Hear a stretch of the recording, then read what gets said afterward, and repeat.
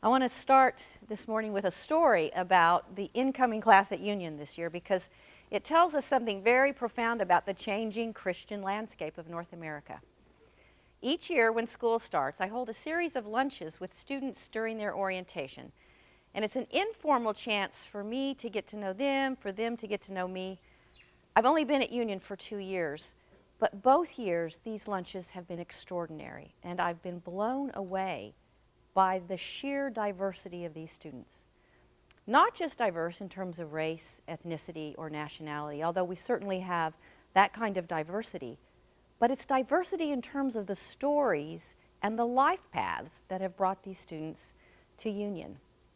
On one particular day, a couple of weeks ago, I sat around a table with, get this, a former Wall Street executive, a professional surfer from LA, a New York Times best-selling children's author, a Pentecostal minister from Harlem, a middle school teacher from Brooklyn, and a handful of students who were wide-eyed straight from undergraduate programs and master and bachelors ranging from biology and environmental sciences to creative writing and sociology. Whew.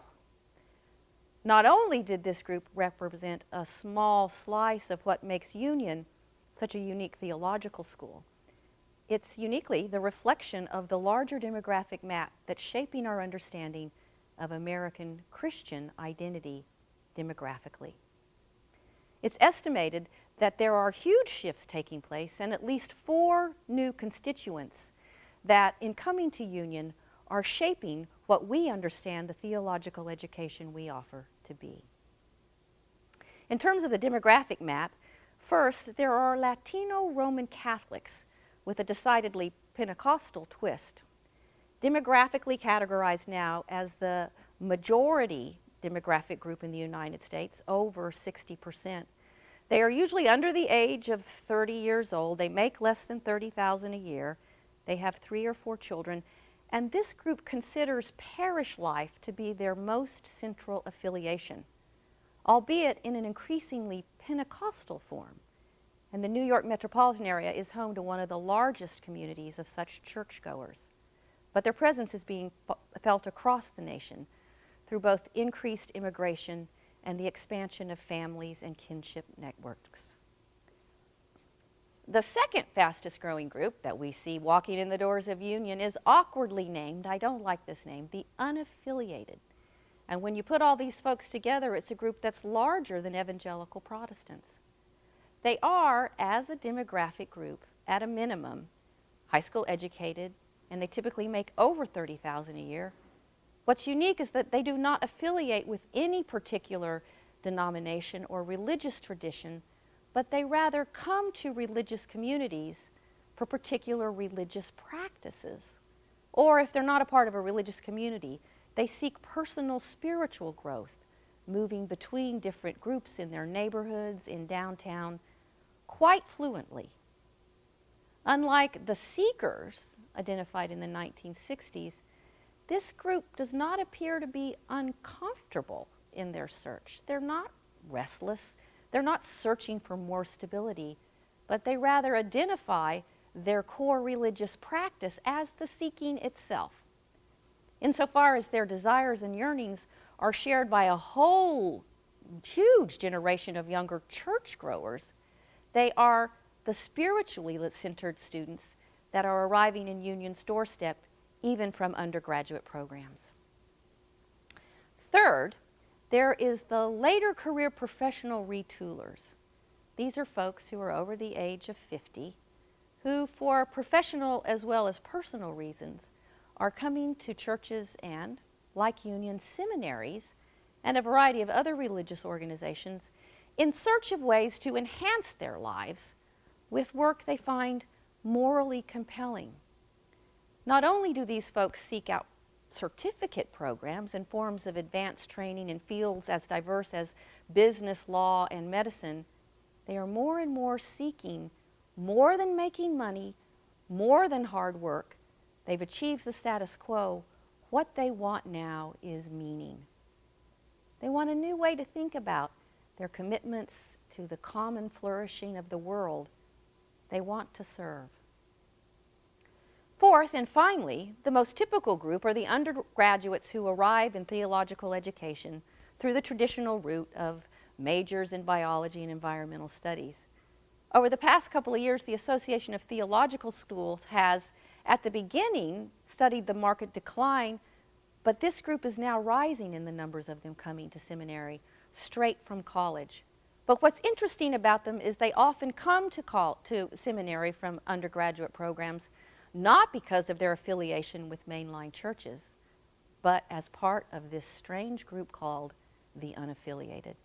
They don't always know what they want to do when they leave, but they come seeking, in a degree program, a form of study that will broaden their scopes and bring them, like the older students we are receiving, into careers of meaningful service.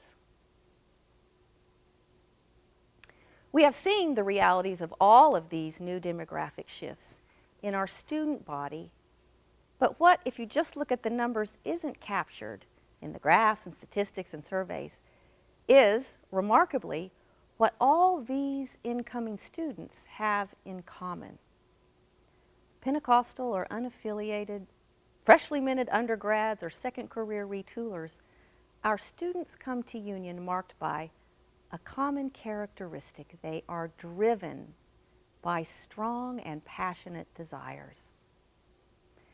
They are committed to social justice, but they are driven to justice making not because of a sense of duty or obligation, but interesting by a sense of delight.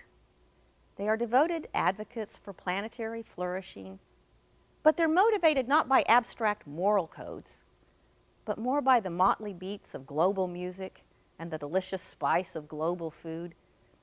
They seek to understand how to translate these passions and desires that motivate them and through them into action. They want their loves to take public form. They want their passions, their desires, to take form in concrete projects. Now, what's interesting about this group of students is their desire for spiritual knowledge is tied to a sense of belonging that, while diverse, is not completely diffuse. They are earnest in their desire to know, love, and be loved by God. And they may come from diverse and unexpected backgrounds, but by and large, the majority of them will end up in full-time parish ministry. At Union, last year, a staggering 76% went into ministry. And while the ministries that they craft in these parishes have many new edges and contours, they are still drawn to the traditional works of a seminary, serving specific religious communities through the daily care of word and sacrament. The flourishing of Christian theological education, by and large, in the decades ahead, depends upon learning from these students and from the passions that they bring with them. I think that we can learn lessons that take a threefold form from what they uniquely bring in contrast to previous generations.